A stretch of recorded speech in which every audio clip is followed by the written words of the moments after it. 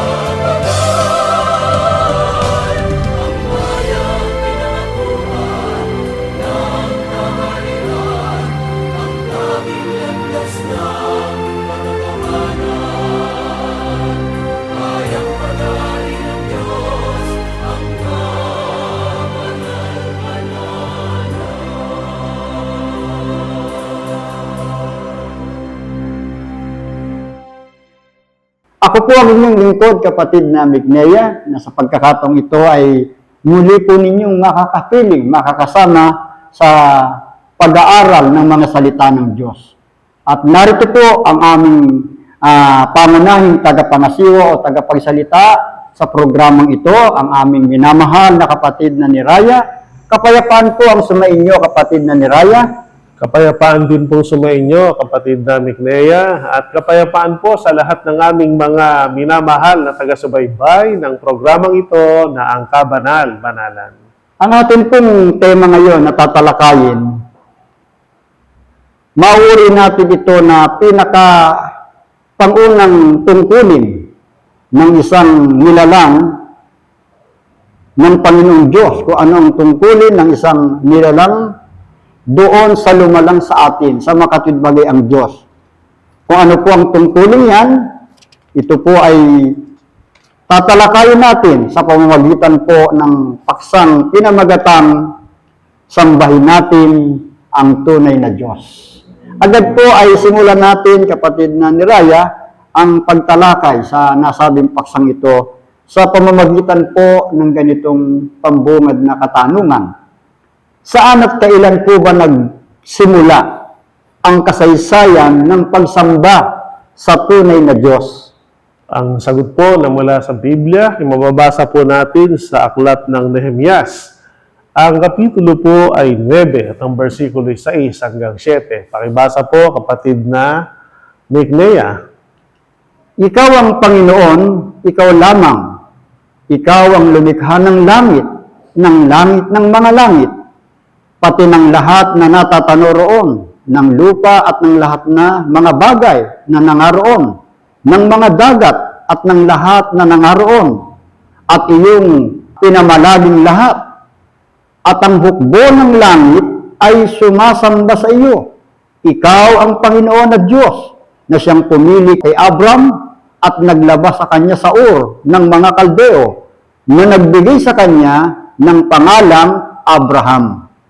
Napakaliwanag po ang mga talatang ito na binasa ng ating kapatid na Mignea. Dito maunawa natin ang pagkaunawa at pagkakilala, maging ang pananampalatayang tinaglay ni Nehemias na kaloob ng Diyos sa kanya. Batay sa kanyang pagkaunawa, ang kinikilala niyang tunay na Diyos ay walang iba kundi ang ating Panginoong Diyos. At ipinahayag niya ang kanyang pananampalataya. Ang sabi niya ay, ikaw lamang bilang Panginoong Diyos ang siyang lumikha ng langit, maging ng langit ng mga langit, pati ng lahat ng mga natatanaw doon. Maging ang lupa niya at ang mga bagay na naroon sa lupa, kahit ang dagat at ang lahat ng naroon. At kayaan niya namamalagi ang lahat ng mga yon ay dahil sa taglay mong kapangyarihan. at kanyang ipinahayag bilang pagkilala sa Panginoong Diyos na may lalang ng lahat ng mga bagay sa langit ng mga langit, ikaw anya ay sinasamba o pinaglilingkuran ng hukbo ng langit. So dito po pinapakita na ang hukbo ng langit, yan po ang mga anghel. At doon pa lang po sa langit ng mga langit ay meron ng pagsasagawa ng pagsamba. Kaya yung pong tanong na ibinangon ng ating kapatid na Miknea kung saan at kailan nagsimula ang kasaysayan ng pagsamba sa tunay na Diyos sa langit pa lang ng mga langit, na nilikha ng Diyos, at sa panahon na yaon ay meron ng pagsamba sa tunay na Diyos. At ang mga tiyak na nag-uukol ng pagsamba sa Kanya, naglilingkod sa Kanya, ang hukbo ng langit, at ayon sa ating pananampalataya, ang hukbo ng langit na siyang hukbo ng Panginoong nasa langit ay ang mga anghel. Kaya ang mga anghel ng mga celestial na nilikha o celestial being, sila ay una na mga nag-aalay ng pagsamba, pagpupuri sa ating Panginoong Diyos bilang kinikilalang tunay na Diyos. At sana napansin din po natin sa talata yung pahayag na ikaw ang Panginoon, ikaw lamang.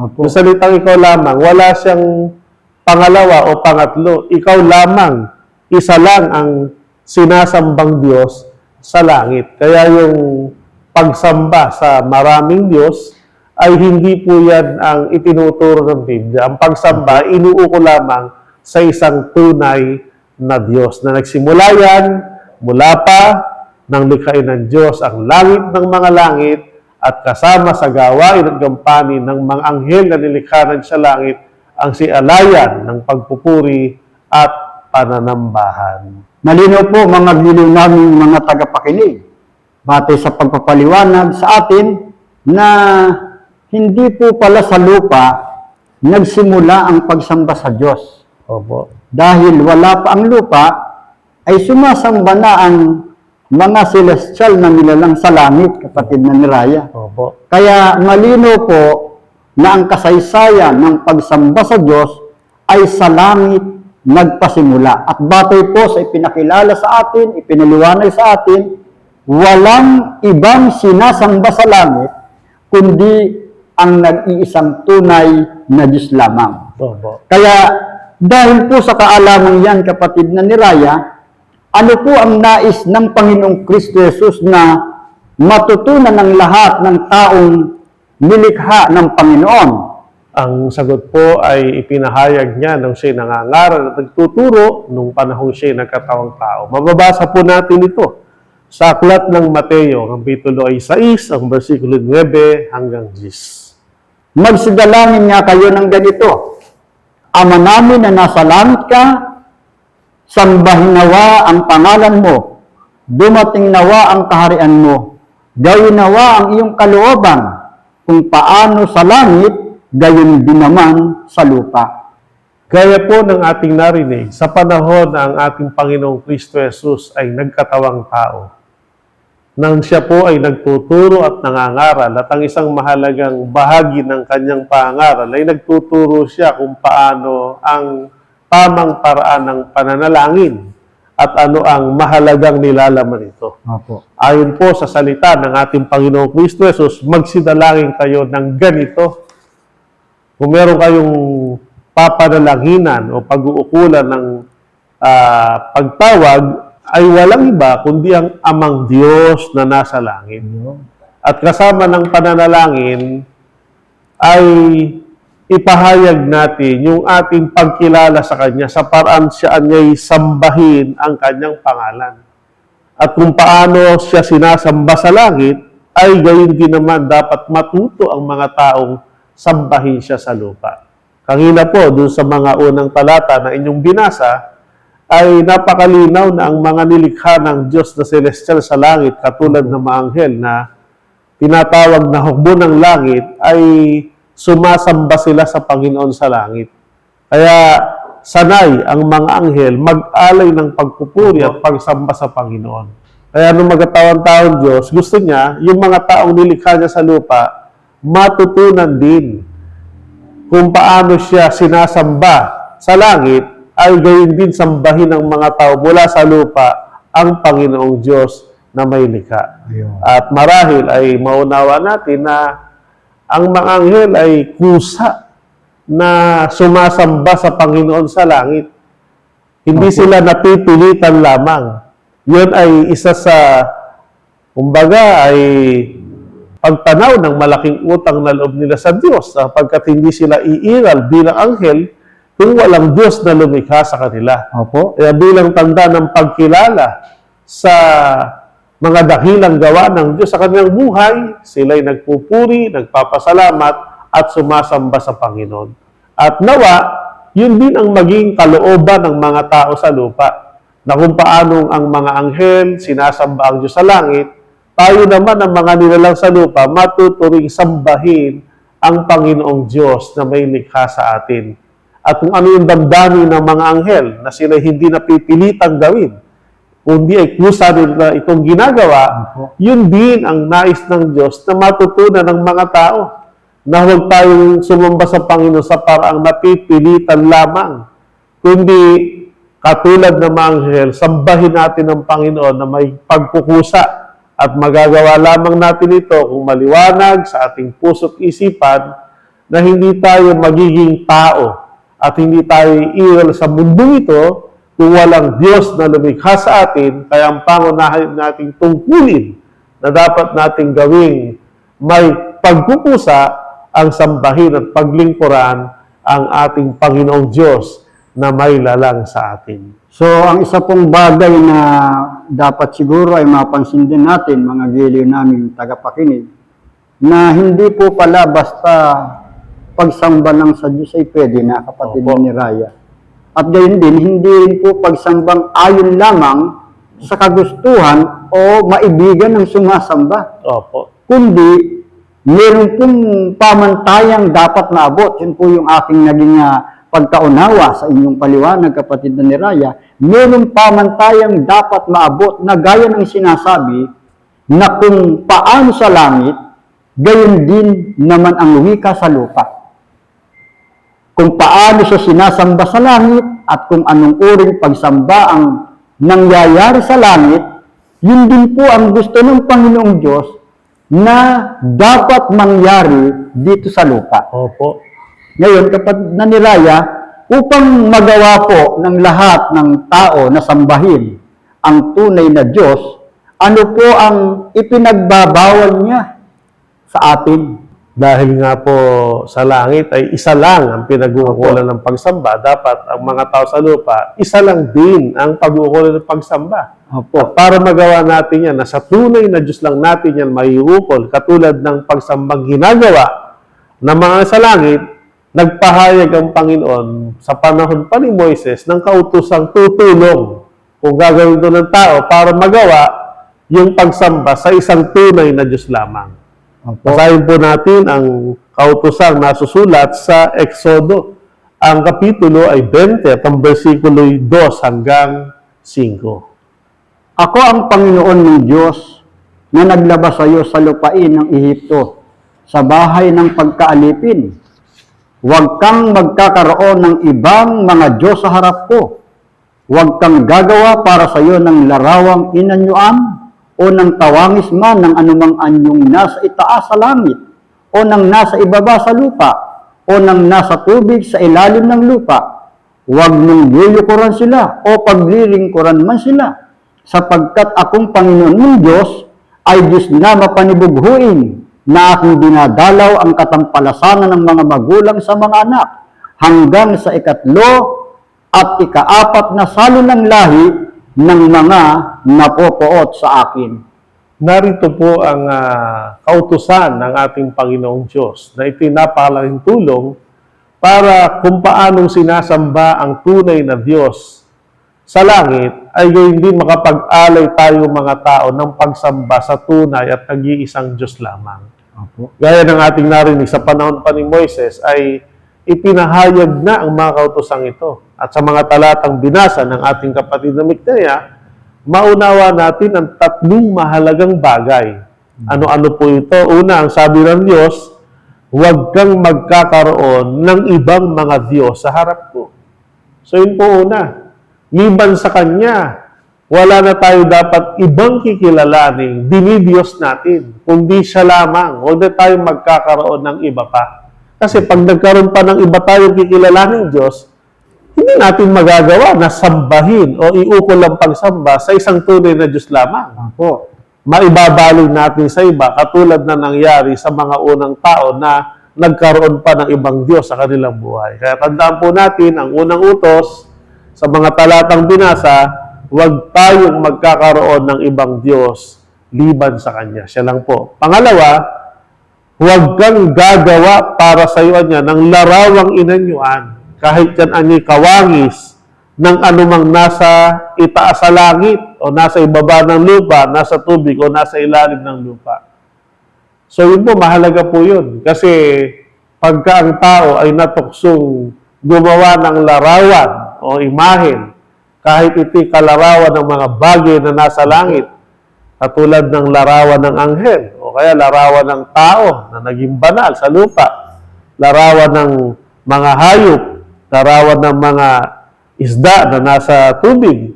Kapag ang tao gumawa ng image o imahen at ginawang yaon ay kinikilala na parang Diyos, hindi niya na magagawang ang pagsamba ay sa isang tunay na Diyos lamang.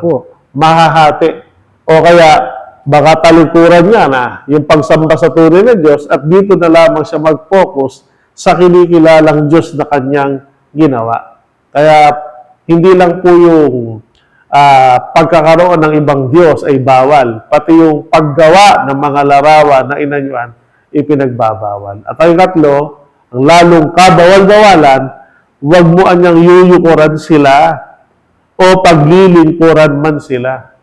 Yung pagyukod at paglilingkod, kasing kahulugan ng salitang huwag mong sasambahin sila. Kasi yung pagyukod at paglilingkod sa isang larawang inanyuan, simbolo nga po yun ng pananambahan.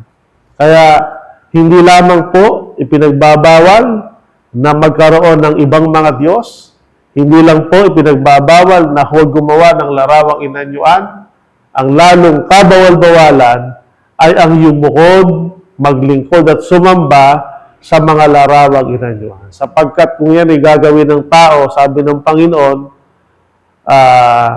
dadalawin ko niya ang katampalasanan ng mga magulang sa kanilang mga anak. Yun ay isang malaking katampalasanan na pwedeng magawa ng magulang at pwedeng ipamana nila sa kanilang mga anak ang ganong gawain.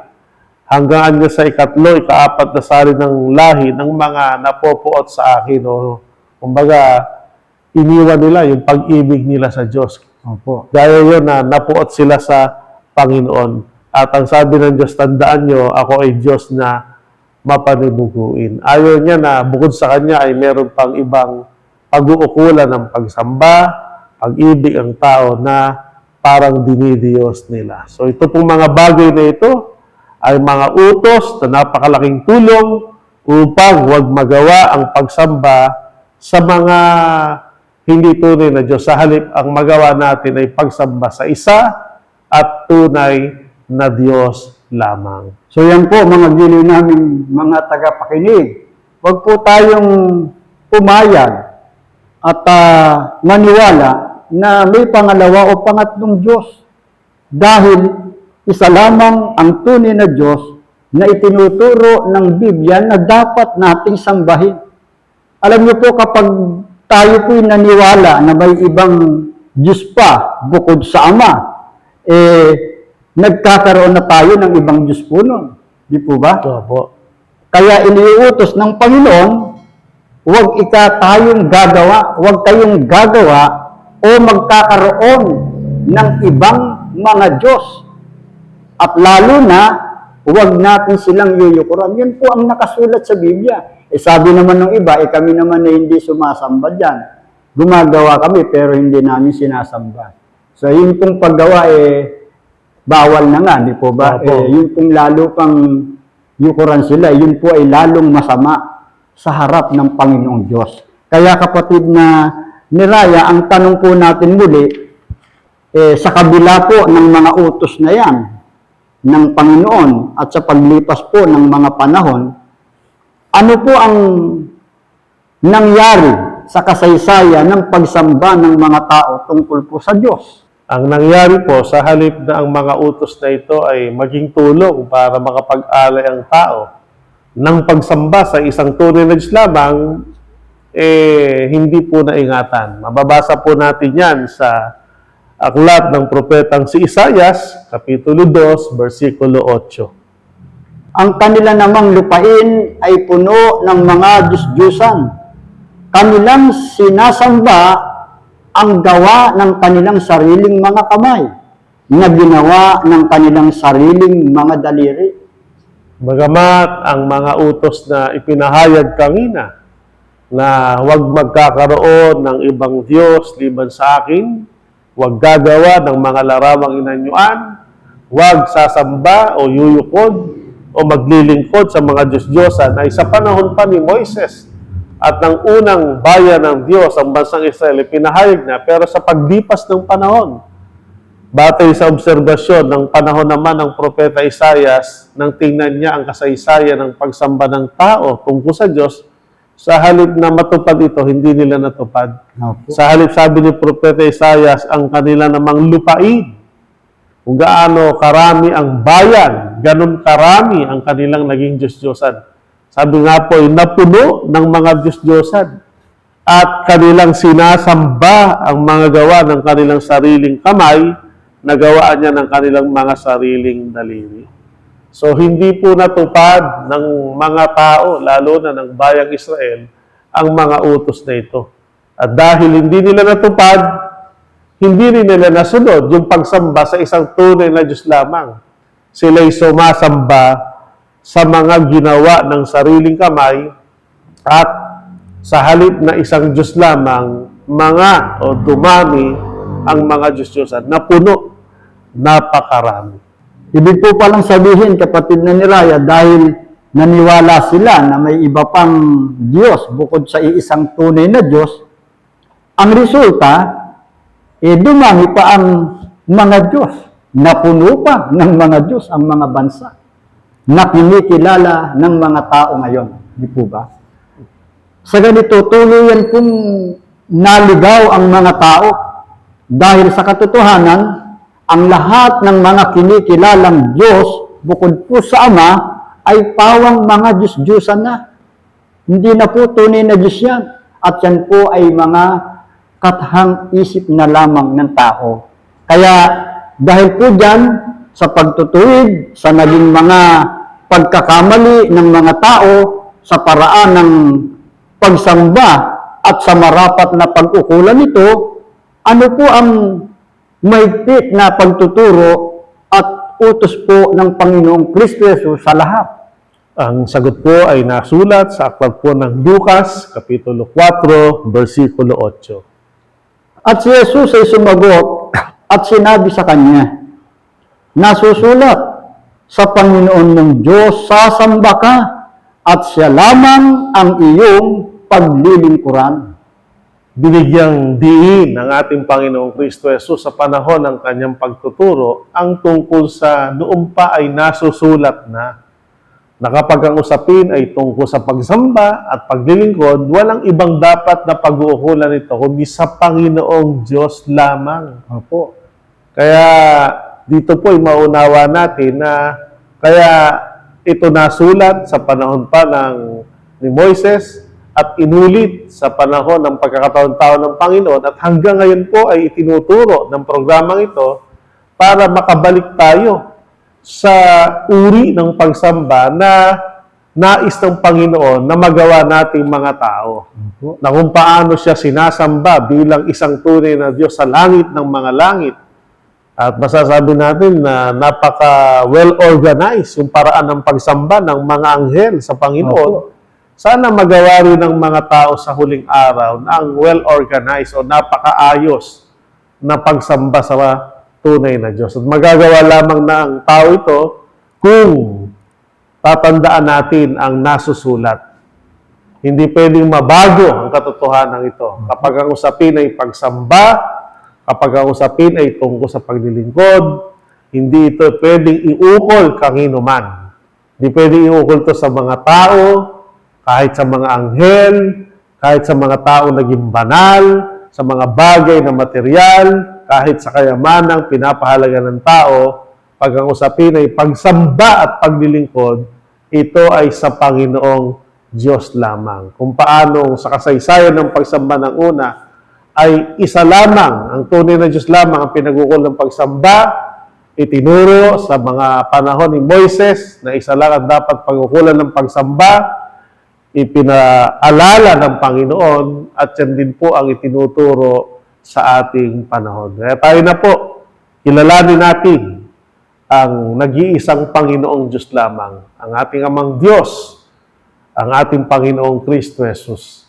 At kahit sa harap ni Satanas na nanunukso, na nag-aalok ng maraming bagay sa mundo para mabaling ang tao sa pagsamba sa Kanya o sa anumang bagay, tanggihan natin ang mga iniaalok ng dyablo. Sa halip, manindigan tayo sa Panginoong Diyos lamang tayo sumamba. Kaya nang hindi niya matukso ang Panginoong Kristo Jesus, dahil may saligang nasusulat batay sa salita ng Diyos, tumakas niya ang dyablo. At dumating naman ang mga anghel, at ang Panginoong Kristo Jesus ay sinamba at pinaglingkuran. Kaya dito po, sa loob ng kabanal-banalang Iglesia ng Diyos kay Kristo Jesus, ang pinag-uukulan ng pagsamba ay isa lamang, ang ating Panginoong Diyos na si Kristo Jesus, na sinasamba at pinaglilingkuran ng mga anghel, at siya ang sinasamba at pinaglilingkuran ng kapatiran ng kabanal-banalang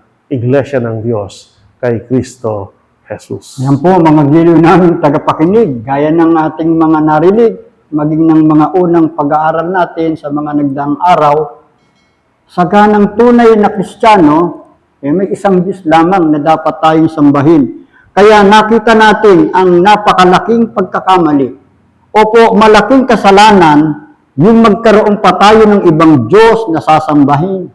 Gaya po ng ngayon, ay ating tinatalakay. Ngunit salamat po sa ating Panginoong Diyos at sa araw na ito ay ating pong naunawaan na tayo po ay dapat lamang sumamba sa isang tunay na Diyos. Umaasa po kami, mga giliw namin, tagapakinig na naging maliwanag sa inyo ang mensahe ng pag-aaral na ito. Nawa pagtibayin po natin sa ating mga puso na iisa lamang ang tunay na Diyos. Siya lamang ang dapat nating sambahin. Huwag na huwag po tayong sasamba sa iba o sa mga Diyos-Diyosan. Yan po nawa ang basbasan sa ating mga puso at bendisyonan ng Panginoon sa ating mga kalooban mula po ngayon at magpakailanman. Amen. Maraming salamat po sa inyong pagtangkilik sa palatuntunang ito ng kabanal-banalang Iglesia ng Diyos kay Kristo Jesus. Kung nais po ninyong mapanood ang iba pa naming programa at upang lubos po ninyong makilala ang kabanal-banalang Iglesia ng Diyos kay Kristo Jesus, mag-subscribe sa ating YouTube channel na The Most Holy Church, bisitahin ang aming Facebook page na MHC Media. At bisitahin ang ating official website na www.mostholychurch.com. Maraming salamat po.